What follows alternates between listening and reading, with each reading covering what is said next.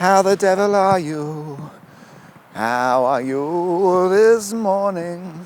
Hello and welcome to Auto Shenanigans. How the devil are you? Have you had a good week?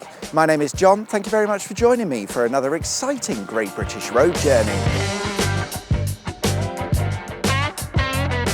This week we continue to explore the county of Cumberland, and it's going to be interesting because we'll be looking at the west side of the county where all of the industry and rubbish towns are. To be fair, you may not have ever noticed because the Lake District usually hides all of that from view, but don't worry, we'll be taking a closer look as we take a journey from Whitehaven to Barrow In Furness. As always, to help navigate our way around, we'll be using my 1923 Michelin guidebook, period-correct maps, and Whitehaven can't be that bad, can it? Well, when your tourist guidebook suggests a coal mine as the sole thing to do in the town, maybe. In the very old days, Whitehaven was an important port town, seeing the import and export of various goods, but mainly coal, with the first coal mine being set up in the early 1200s. As a result, when my guidebook was printed, Whitehaven was already a fairly busy place with around 20,000 residents, but as established, it makes no mention of nice touristy things to do. Not that I mind, of course. Let's take a look at the Wellington Pit as per its recommendation. There isn't much left to see, but the mine opened in the 1800s and at its peak was extracting 850 tonnes of coal every year, extending 4 miles out under the Irish Sea. And at the site we find the Candlestick Chimney, which was originally a ventilation chimney for the mine underground. Unfortunately, Wellington Pit is mostly remembered for a mining disaster that happened in 1910 where 136 miners lost their lives, and that's tragic enough, but it's said that across all of the mines in the area, 500 people lost their lives to various mining incidents. But if the risk of death wasn't your idea of a fun day out, then maybe you'd have got a job at Marchant Products Limited, where you'd almost certainly have been poisoned. In 1940, the company came to Whitehaven and set up a huge chemical works to manufacture a variety of products, but the main moneymaker was sulfuric acid. Over the years, the factory enjoyed dumping its waste directly into the Irish Sea, and there were several acid leaks reported, in one case stripping the paint off nearby cars, and eventually all sorts of gross f*** environment negligence would come to light, which all came as a bit of a surprise to the factory owners, who shrugged their shoulders and said, no.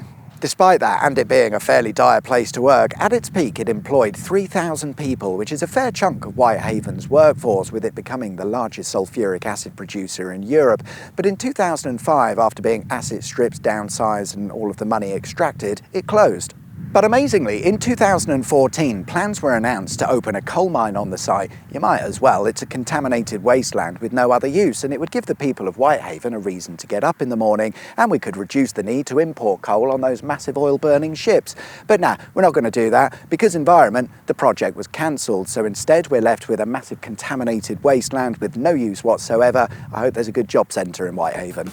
Well, that's definitely a start, isn't it? We'll be heading out to Whitehaven now, probably fairly quickly, and to do so we'll be needing the A595. In fact, for nearly all of our journey today we'll be using the A595, but of course making a few stops along the way, such as the town of Egremont. Egremont?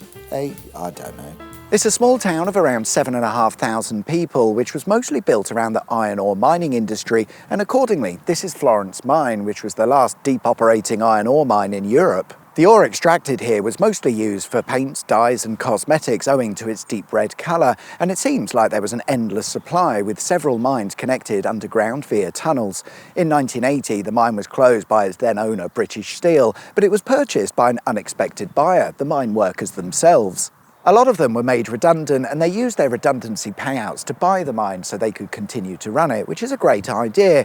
There was one problem though that would eventually lead to the mine's closure again in 2008. Florence Mine requires constant pumping and the removal of water. If not, the mine floods and becomes completely useless.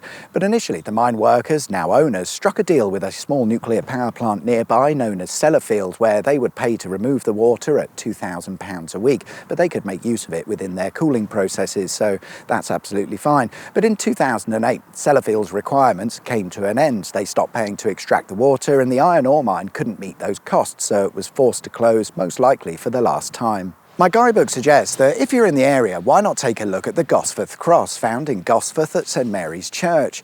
It's a 4.5 metre high cross monument thing that's believed to date back to the year 920. On the cross are carvings depicting characters from Norse mythology, in this case Sigyn and Loki. No, I get the feeling security might turn up. Just up the road from Gosforth is the tiny village of Drigg, which is most well known for waste disposal. But not just any waste. The Drigg Low-Level Waste Repository is a huge site where low-level radioactive and nuclear waste is stored. It's built on what used to be a wartime ammunition depot and started accepting nuclear waste in 1959. Whilst low-level waste, it's still nuclear waste and needed to be treated and handled with care. So they dug a few holes, chucked in the waste and covered it over. These grassy hills and mounds are hiding tons and tons of radioactive waste. The method of disposal has since changed, although only slightly. The waste is now packed into containers, 10,000 of them, each of which can hold 35 tonnes, and the plan is to bury and then seal them off with a 10-metre thick membrane or lid of sorts as part of a process known as capping. More recently, the site owners were found to be in breach of their environmental permit when this process was delayed, and it's still ongoing. I did say at the start we'd be looking at rubbish towns. OK, moving on, and we'll be continuing along the A595, which provides a lovely drive through the countryside, if only it wasn't all poisoned or toxic in some way. Some big changes were made to the A595 in 1990 when it was rerouted around the village of Broughton In Furness. However, we're able to follow the old route, which actually cuts off a couple of miles, saving us valuable time. Well, we would have saved time, but I wanted to stop and go in search of a road sign. Here is the road sign. Search over, and it's interesting because it still shows the A595 road number, even when this is no longer said road. Also interesting is that the road is now designated as a C road. It's the C5009, which is quite unusual. The next town along is the town of Askam In Furness, where, excitingly, it looks like we can go to the seaside. There's a pier and everything. Yeah, about that. Seaside means the Duddon Channel, so not really the sea, and even if it was, it would be the Irish Sea, which is probably full of mouldy Lucky Charms or something. And as for the pier, it's not good news there either, because the pier is actually a pile of waste slag material. Your mum's a pile of waste slag material, which comes from the Askam Iron Works, which no longer exists, having closed and been demolished in 1919, now replaced by housing. A short distance from Askam In Furness is Dalton In Furness. We're going to have to work out what a furnace is at some point, but before then, I've come to take a look at a now closed safari zoo, which was once owned by David Gill, our very own Joe Exotic. I don't really know where to start. The zoo opened in 1994, and for a short while, everything was fine, but in 1997, a rhino escaped to then be shot dead by Gill.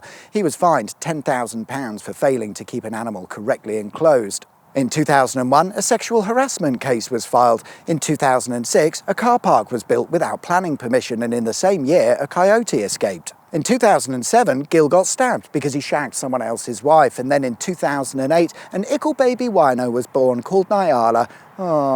Oh, we're not done yet. In 2013, an employee died at the zoo, and in the same year, a rare flock of ibis birds escaped from the zoo. 13 out of 18 were shot dead by Gill. And when it came to renewing his zoo licence in 2017, the council said, "You can do one." Apparently, investigations revealed that over 500 animals had died at the zoo within a 4-year period. The negligence is absolutely unreal, and I've only given you a brief snapshot of what really went on here. The zoo was transferred into new ownership and did continue to operate for a short while following an RSPCA inspection to make sure everything was up to standard. But in December 2024, it was announced that the zoo would be closing for the foreseeable future.